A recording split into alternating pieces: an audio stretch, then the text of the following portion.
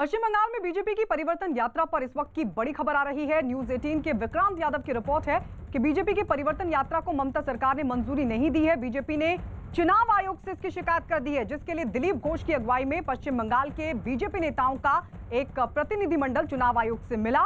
BJP ने बंगाल में सत्ता परिवर्तन के इरादे से एक दिन बाद यानी कि कल 6 फरवरी से परिवर्तन यात्रा निकालने का ऐलान किया है। बीजेपी नेता कैलाश विजयवर्गीय का दावा है कि मंजूरी नहीं मिलने के बावजूद बीजेपी 6 फरवरी को राष्ट्रीय अध्यक्ष जेपी नड्डा की नेतृत्व में यात्रा की शुरुआत करेगी। बीजेपी ने पूरे राज्य में 5 परिवर्तन यात्राएं निकालने की तैयारी की है, जिनमें प्रधानमंत्री नरेंद्र मोदी और गृह मंत्री अमित शाह को भी शामिल होना है। लेकिन लगता है कि ममता सरकार बीजेपी की इस यात्रा से घबरा गई है और यही वजह है कि ना तो बीजेपी की परिवर्तन यात्रा को प्रशासन की मंजूरी दी गई है और ना ही इसको लेकर कोई कारण बताया गया है। लेकिन इस सबके बीच चुनाव आयोग से बीजेपी के प्रतिनिधिमंडल ने मुलाकात की है, शिकायत की है। आज की जो बात है आप सुने हैं, माननीय भूपेंद्र जी ने बताया है। 3 विषय पर हमने जोर दिया है। एक है जो दागी ऑफिसर है, इसके पहले भी जिन्होंने इधर उधर किया है, जिनके नाम पर कंप्लेन है, इनको पूरा इलेक्शन प्रोसेस से अलग किया जाए। हम गैरेज किया जाए, इनको प्रोसेस में ना लिया जाए, फिर इसी प्रकार मैनिपुलेट करेंगे। दूसरा, मैक्सिमम फेज में चुनाव हो कि लोग शांतिपूर्वक वोट में भाग लें और व्यवस्था ठीक ठाक हो, इसलिए 7, 8, 10 फेज में चुनाव हो, इस हमने डिमांड किया है। हमारे साथ अर्जुन सिंह जी मौजूद हैं, इनसे बात करते हैं। सर, आज क्या क्या बात हुई है, क्या क्या शिकायतें आपने आज की? शिकायत सीधा है कि बंगाल में निष्पक्ष चुनाव नहीं होता है। स्टेट मशीनरी जो है, पुलिस से लेकर अधिकारी से लेकर एडमिनिस्ट्रेटिव अधिकारी से लेकर सारे स्टेट के लिए काम करते हैं, स्टेट के रूलिंग पार्टी के लिए काम करते हैं। इलेक्शन कमीशन का दायित्व है कि फ्री एंड फेयर इलेक्शन कराएं, लोग अपना वोट दे सकें, ये इलेक्शन कमीशन का दायित्व है। एक छोटी सी बात बता दूं कि शायद भारतवर्ष में कहीं भी नहीं हुआ कि डी ग्रुप के जो अधिकारी हैं, डी ग्रुप का कर्मचारी जो है वो जाकर सेक्टर इंचार्ज बनता है वहाँ। एकमात्र बंगाल में ही ये हो सकता है और कहीं भी नहीं होता। तो इस सारी बातों को हमने संज्ञान में दिया है उनका। उन्होंने आश्वासन भी दिया है कि हम इसको। आज हमारा प्रतिनिधिमंडल चुनाव आयोग को मिला था। बंगाल में वहाँ की जो सत्ताधारी पार्टी है टीएमसी, उनके द्वारा लगातार हिंसा की घटनाएं उनके कैडर के द्वारा जारी है और पूरी तरीके से बंगाल की सरकारी मशीनरी का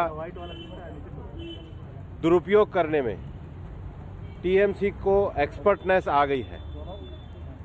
ये ऐसी परिस्थितियां हैं जिसको संज्ञान में लाना चुनाव आयोग के लिए आवश्यक था।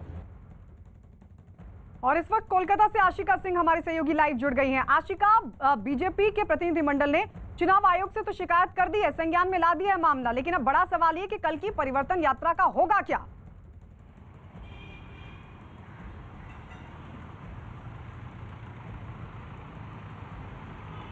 देखिए, बीजेपी की तरफ से लगातार ये कहा जा रहा है। हालांकि मैं आपको ये बता दूं कि पुलिस की तरफ से जो जनसभा है उसके लिए तो हाँ कह दिया गया है, लेकिन बोलिए। आपको सुन पा रही हूँ। मैं आपको ये बताऊं कि जो जनसभा है उसको तो परमिशन जो है जनसभा को परमिशन पुलिस ने दे दी है, लेकिन रथ किस रास्ते से गुजरेगा, कहाँ जाएगा, इस पर अब भी पुलिस का जो है मंथन चल रहा है। संभव है कि इसको लेकर के भी जल्दी ही फैसला हो जाए।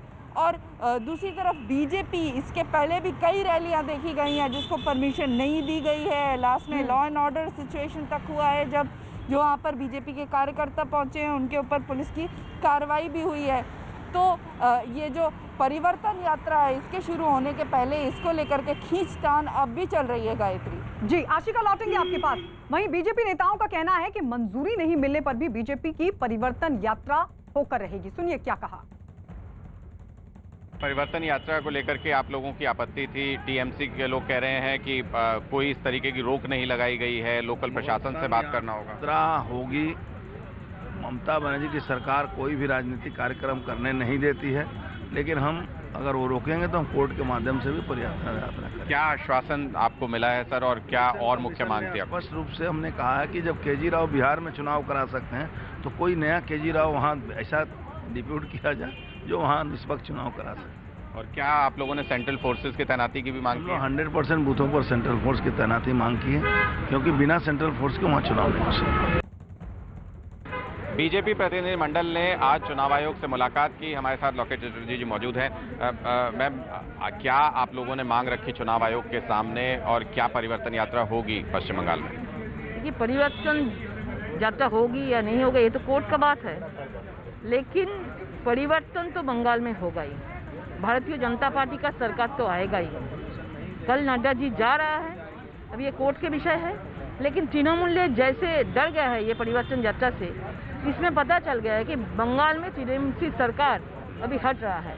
हम लोग जानते हैं 2018 में ऐसा बंगाल का रथ यात्रा का शुरुआत हो रहा था, लेकिन कोर्ट में जाके इसको बंद कर दिया था। अभी भी ये सब कर रहा है, लेकिन परिवर्तन यात्रा होगा या नहीं होगा इससे तो दूसरा बात है, लेकिन बंगाल में परिवर्तन तो होगा ही, ज़्यादा हो, क्योंकि फ्री एंड फेयर इलेक्शन होने के लिए बिहार में बहुत अच्छा इलेक्शन हुआ था, तो फ्री एंड फेयर इलेक्शन होने के लिए ज़्यादा फेसेस हो, 9-10 ज़्यादा फेसेस हो। और दूसरा बात है, हर बूथ में सेंट्रल फोर्स होना चाहिए, सिर्फ सेंसिटिव बूथ नहीं, क्योंकि बंगाल में अभी तृणमूल सरकार को सब बूथ में टारगेट है और सब लोग एकदम शांति से वोट दे पाए इसका व्यवस्था होना चाहिए। और जो प्रशासन का जो लोग है अभी जो तृणमूल के हिसाब से काम किया है उसको थोड़ा सा अलग किया जाए।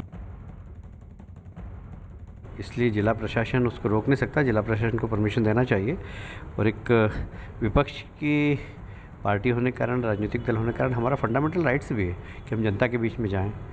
और हमारी 5 गाड़ियाँ बन रही हैं, 5 गाड़ियों के माध्यम से हम परिवर्तन यात्रा निकालेंगे।